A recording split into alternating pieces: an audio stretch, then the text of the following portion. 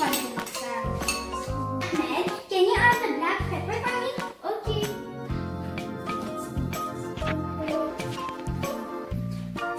Okay, now add it in. Oh, that looks like a lot. Okay, now let me mix. Mix it up well enough. Okay, I'm ready. Okay, I think I finished mixing up. And guys, look at it, it looks so delicious. Wow! Now, what is the next step? Oh, the next step is to get your bread. Yeah, I got my bread. So the next step is to toast your bread. Ahmed, do you want to toast your bread? No, you go.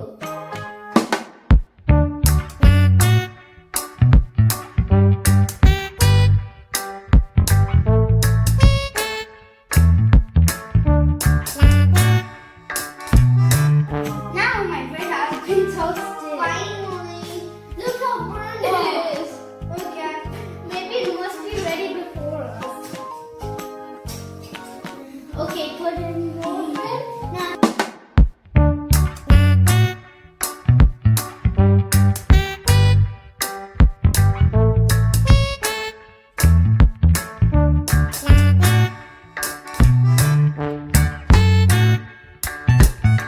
first I'm gonna add my lettuce.